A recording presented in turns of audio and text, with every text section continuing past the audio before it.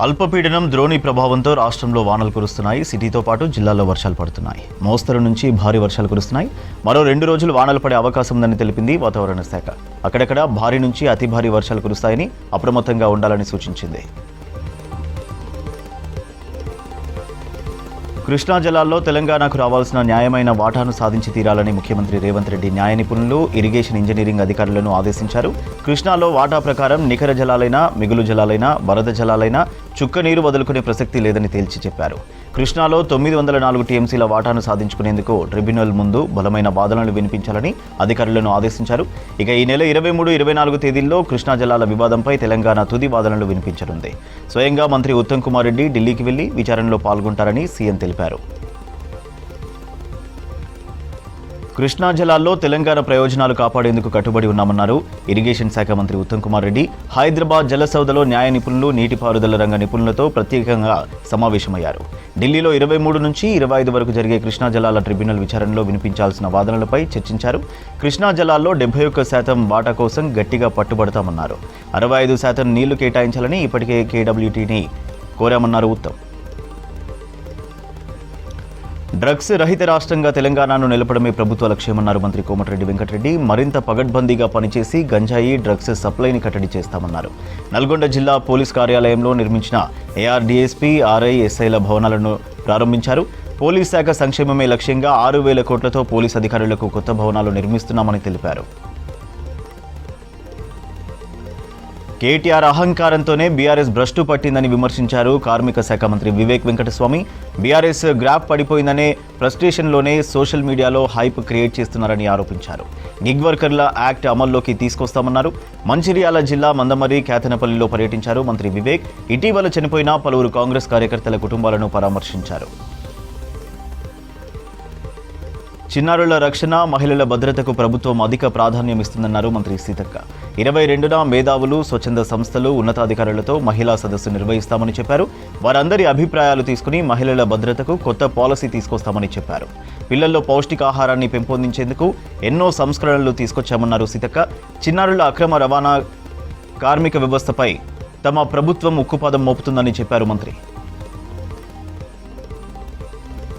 ప్రజల ప్రాణాలు కాపాడడమే ముఖ్యమని, అవసరమైతే ఎక్సైజ్ శాఖకు ఆయుధాలు ఇస్తామన్నారు ఆ శాఖ మంత్రి జూపల్లి కృష్ణారావు.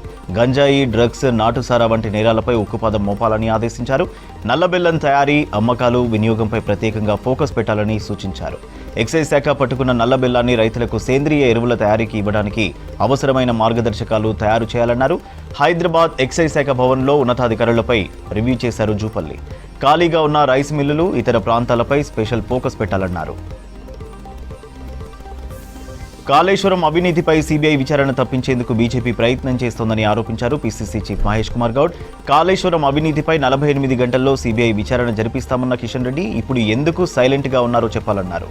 బీజేపీతో బీఆర్ఎస్లో లోపాయికారి ఒప్పందం చేసుకున్నందునే సీబీఐ విచారణకు కేంద్రం ముందుకు రావట్లేదన్నారు. కేటీఆర్ తన స్థాయిని మించి మాట్లాడుతున్నారని మండిపడ్డారు.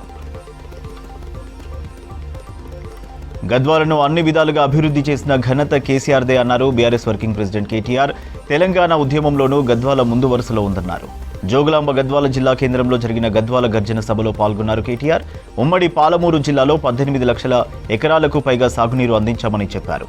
పార్టీ మారిన 10 మంది ఎమ్మెల్యేలు రాజీనామా చేయడం పక్కా అన్నారు. అమలు కాని హామీలతో కాంగ్రెస్ ప్రజలను మోసం చేసిందని ఆరోపించారు కేటీఆర్.